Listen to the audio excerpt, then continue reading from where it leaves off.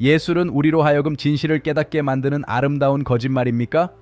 아니면 질서를 파괴하는 광기 어린 몸짓에 불과한 것입니까?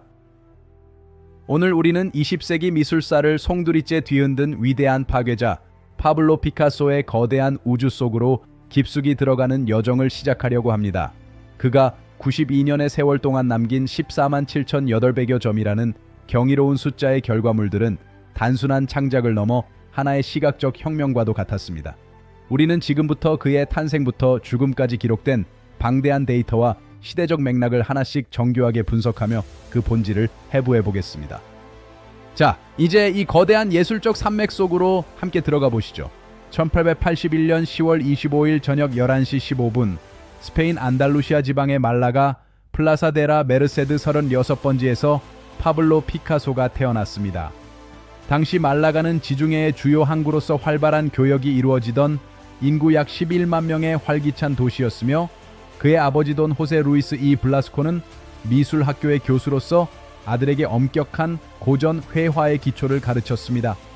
피카소는 말을 배우기 전부터 그림을 그리기 시작했으며 그가 처음 내뱉은 단어는 연필을 뜻하는 라피스의 줄임말인 피스였다는 기록은 그의 선천적인 예술적 운명을 암시하는 유명한 증언으로 남아 있습니다. 1891년 가족이 코르냐로 이주했을 때 피카소는 10세의 나이에 지역 미술학교에 입학하여 13세에 이미 성인 예술가에 필적하는 소묘 실력을 보여주었습니다. 이후 1895년 바르셀로나로 다시 이주한 그는 명문이었던 라로나 미술학교의 상급반 시험에 응시하였는데 보통 한 달이 걸리는 어려운 과제를 단 하루 만에 완벽하게 완수하며 심사위원들을 경악하게 만들었습니다. 이 시기에 그는 첫 영성체와 같은 대작 유화를 완성하며 아카데미즘의 정수를 마스터했으며 그의 아버지는 아들의 재능에 압도되어 자신의 붓과 팔레트를 아들에게 넘겨주고 다시는 그림을 그리지 않겠다고 선언했다는 역사적 기록이 존재합니다. 1890년대 후반 바르셀로나의 예술적 성지였던 카페 네 마리 고양이에서 피카소는 젊은 예술가들과 교류하며 카탈루냐 모더니즘의 중심에 서게 되었습니다. 1900년 그는 자신의 작품이 파리 만국박람회 스페인관에 전시되는 기회를 얻어 처음으로 예술의 도시 파리를 방문하게 되었으며 당시 인구 270만 명에 달하던 파리의 압도적인 문명과 예술적 자유의 깊은 인상을 받았습니다.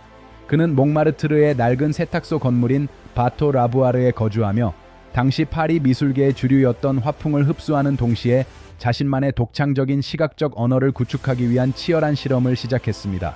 1901년 절친했던 카사에마스의 자살로 시작된 청색시대는 피카소 예술 생애의 첫 번째 중요한 전환점이자 고독한 투쟁의 시기였습니다. 그는 약 3년 6개월 동안 푸른색이라는 단일한 색조를 통해 사회적 소외계층인 거지 눈먼 자, 매춘부들의 슬픔을 극도로 절제된 필치로 캔버스에 담아냈습니다. 이 시기에 제작된 대표작 인생은 가로 120cm미로 세로 196cm의 거대한 규모를 지니고 있으며 X선 분석 결과 그 아래에는 카사에마스의 초상이 숨겨져 있다는 과학적 근거가 발견되기도 했습니다. 극심한 빈곤 속에서도 그는 수백 점의 청색 드로잉을 남기며 인간의 근원적인 고통에 대한 깊은 철학적 성찰을 회화적으로 완성해 나갔습니다. 1904년 가을, 피카소는 페르낭드 올리비에를 만나 사랑에 빠지며 우울했던 청색 시대를 마감하고 부드러운 핑크와 오렌지 토니주를 이루는 장미 시대를 열게 됩니다.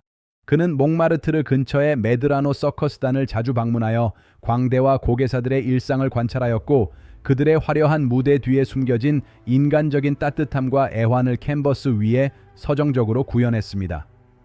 1905년에 완성된 고개사 가족은 무려 4.8제곱미터에 달하는 캔버스 면적을 사용하여 장미 시대의 미학적 성취를 집대성한 걸작으로 평가받으며 이 시기 피카소는 약 200여 점의 유화와 조각을 제작하며 대중적인 인지도와 경제적인 안정을 동시에 얻기 시작했습니다. 1907년 피카소는 서구 미술사의 모든 규칙을 파괴하는 핵폭탄과도 같은 작품 아비뇽의 처녀들을 발표하며 큐비즘이라는 위대한 혁명을 선포했습니다. 그는 9개월 동안 800점이 넘는 방대한 양의 습작을 거듭한 끝에 5명의 여성을 다각돼서 동시에 바라본 시각적 해체를 2.4m 높이의 캔버스 위에 구현해냈습니다. 이 작품은 전통적인 명암법과 원근법을 완전히 거부하고 아프리카 조각의 원시적인 힘을 결합함으로써 현대 미술의 새로운 지평을 열었으며 당시 그의 동료들조차 광기라고 비난할 만큼 시대를 앞서간 파격적인 도전이었습니다. 피카소는 이 한 점의 그림을 통해 인류가 세상을 바라보는 고정관념을 산산조각 냈으며 이후 60년이 넘는 세월 동안 지속될 입체주의의 근간을 마련했습니다. 1909년부터 1912년까지 피카소는 조르주 브라크와 함께 분석적 입체주의라는 극도로 지적인 탐구에 몰입하며 대상의 본질을 수천 개의 조각으로 분해하는 과정을 수행했습니다.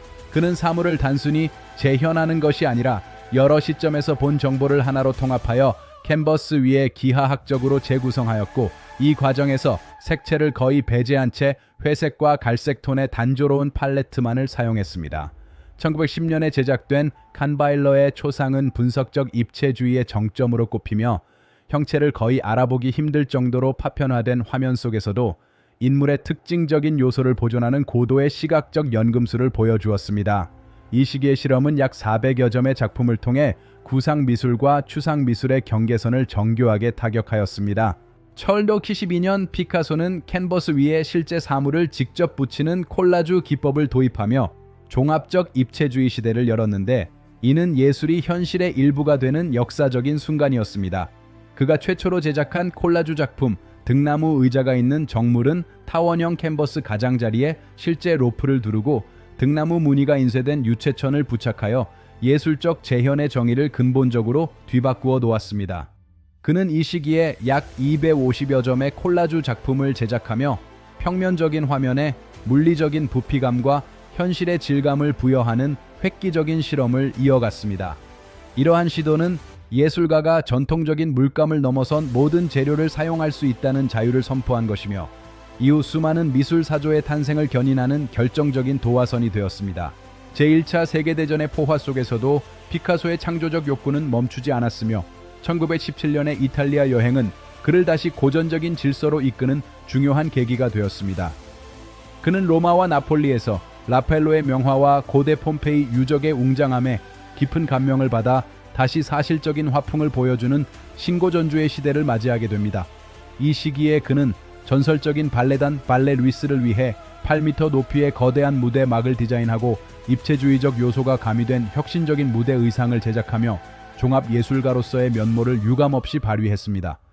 특히 그의 첫 번째 아내인 올가 코클로바와의 결혼은 그의 작품 속에 우아하고 볼륨감 넘치는 여성상이라는 새로운 주제를 정착시키는 중요한 배경이 되었습니다.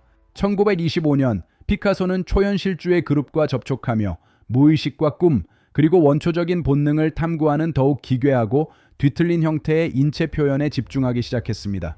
그는 그리스 신화 속 반인반수의 괴물인 미노타우로스를 자신의 자아를 투영하는 상징물로 채택하여 약 100여 점의 판화 시리즈인 볼라르 세트를 완성하며 내면의 폭력성과 에로티시즘을 극명하게 드러냈습니다.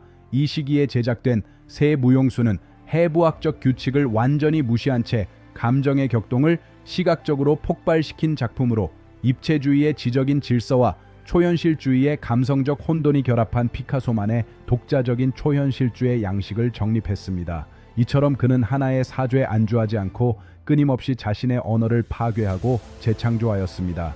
피카소의 예술적 여정에서 앙리 마티스와의 만남과 라이벌 관계는 빼놓을 수 없는 중요한 역사적 대목입니다. 두 사람은 서로를 북극곰과 사자라고 지칭할 만큼 대조적인 화풍을 지녔으나 1906년 처음 만난 이후 평생 서로의 작품을 수집하고 연구하며 창조적 자극을 주고받았습니다. 피카소는 마티스의 색채 혁명에 경외심을 표했고, 마티스는 피카소의 파괴적인 형태 실험에서 새로운 에너지를 발견하며 현대 미술의 두 축을 견고하게 형성해 나갔습니다.